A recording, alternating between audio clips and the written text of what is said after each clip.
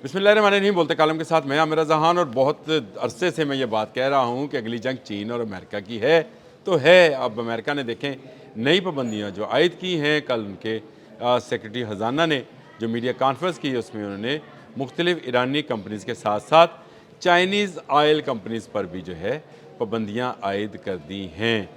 ये वो मुकाम है जहाँ पर चीन ने सामने कन्फ्लिक्ट के लिए आना है, क्योंकि चीन के मफादात जो हैं उससे टकराव अमेरिका का शुरू हो गया है। और अमेरिका का चीन के साथ ये टकराव जो है इसका अंदाज़ा ना सिर्फ मुझे है बल्कि बहुत सारे बैनुल-अक़वामी इदारों को भी बखूबी है कि अगली वार जो है वो चीन और अमेरिका की होगी।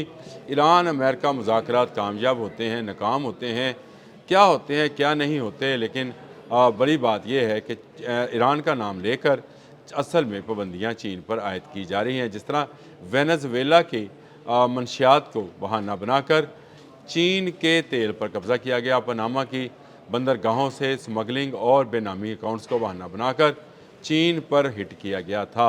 दूर का मामला था, चीन खामोश रहा, लेकिन ये तो साथ का मामला है, हमसाए का मामला है, इसीलिए चीन पूरी तरह से इसमें इन्वॉल्व हो रहा है। मैं हमेशा कहा करता हूँ 48वां बहरी बेड़ा जो कि चीन का है वो इस तरफ रवा दवा है, आपने हरमज़ की तरफ। कल ये बयान आ गया कि हमारे 3 बहरी बेड़े हैं, कौन से हैं बता भी दें, क्योंकि आपके 5th फ्लीट का कमांड एंड कंट्रोल सेंटर जो बहरीन में था ईरान ने तबाह बर्बाद कर दिया था। आपका F-35 हैक कर लिया गया था और चीन ने इसकी हैकिंग की थी।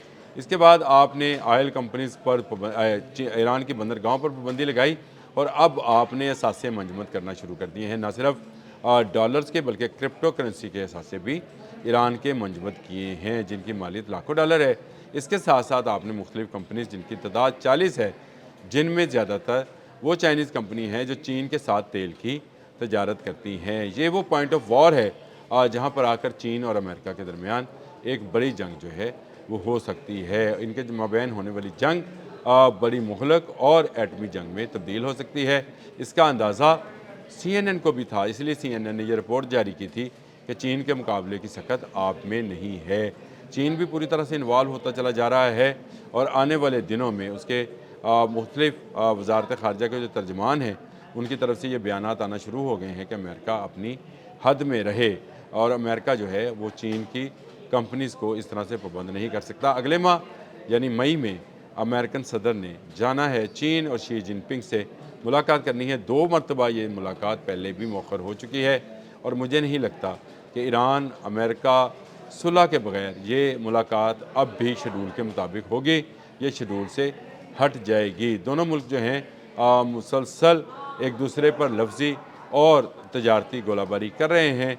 चीन के साथ जो मसला है वो ये है कि चीन अब दुनिया का नंबर 1 सुपर पावर बन गई है और अमेरिका इस बात को तस्लीम करने से इनकारी है।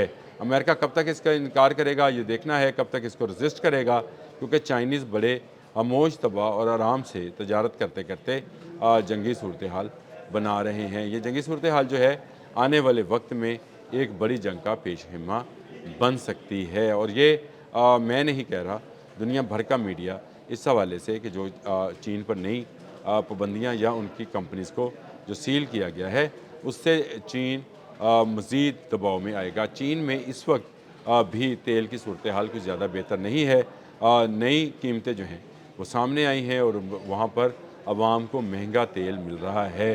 पहले वेनेज़ुएला वाला रास्ता बंद हुआ, अब ईरान वाला रास्ता बंद हुआ है जो कि उसकी तकरीबन 90% जो एनर्जी की ज़रूरियात हैं वो पूरा करती हैं। ये वो मामला है जिसको लेकर चीन जो है आने वाले दिनों में ज़्यादा बड़ी कार्रवाई के मुतल्लिक सोच रहा है। इसीलिए वो आहिस्ता आहिस्ता आहिस्ता पेनिट्रेट कर रहा है गल्फ़ के अंदर और गल्फ़ में गल्फ़ को एक बड़ी जंग का मैदान बनाया जाएगा या इसने बनना है। चीन ने अपना एटमी बहरी बेड़ा तैयार करना शुरू कर दिया है। चंद माह के बाद वो भी समंदरों में होगा जो कि अमेरिकन बहरी बेड़ों का मुकाबला करेगा। 2032 तक उसको 9 ऐसे बहरी बेड़े बनाने हैं। कल मैंने इस पर बड़ा तफसीली व्लॉग किया था।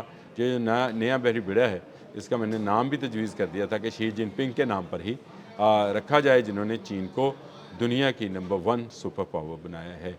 चीन अपना पाइए, हिमालय से बुलंद और बहरा अरब से गहरी दोस्ती जो है وہ ہماری چین کے ساتھ ہے، ہمدردیاں بھی ہماری چین کے ساتھ ہیں، کیونکہ چین انویڈر نہیں ہے، چین کسی ملک پر حملہ ور نہیں ہے، حتیٰ کہ تائیوان جو کہ اس کی دکھتی رگ ہے اس پر بھی اس نے ابھی تک مرہم پٹی نہیں کی ہے۔ وہ مناسب وقت کا انتظار کرے گا، تجارت کرتا ہے اور تجارت کے لیے راستے کھلے رکھنا چاہتا ہے۔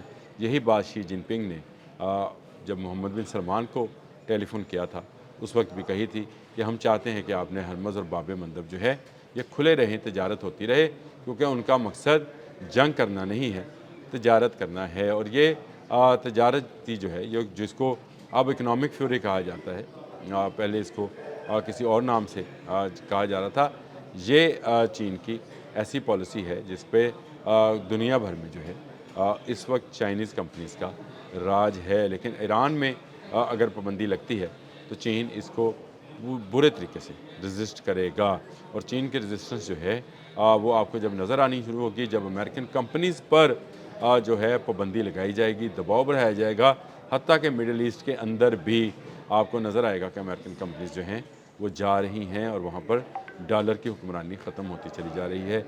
یہ وہ صورتحال ہوگی جس میں جو ہے چین اور امریکہ آمنے سامنے آ جائیں گے۔ اب بھی اس کمپنی کو چائنیز بینک اور اکاؤنٹس کو منجمد کرنے اور کمپنیز کو بین کرنے کے حوالے سے امریکہ نے میرا خیال ہے جلد بازی کا مظاہرہ کیا ہے۔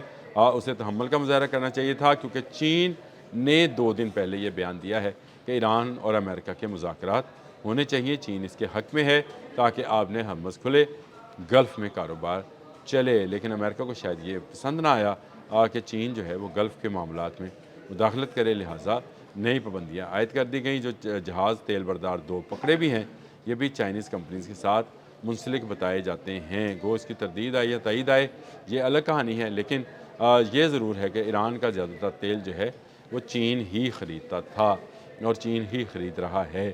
اس وقت بھی بین الاقوامی سطح کے سودے تو ہو رہے ہیں، آمد و رفت ہو رہی ہے یا نہیں ہو رہی یہ الگ کہانی ہے۔ کہا جاتا ہے کہ 34 جہاز جو ہیں وہ گزار لیے گئے ہیں۔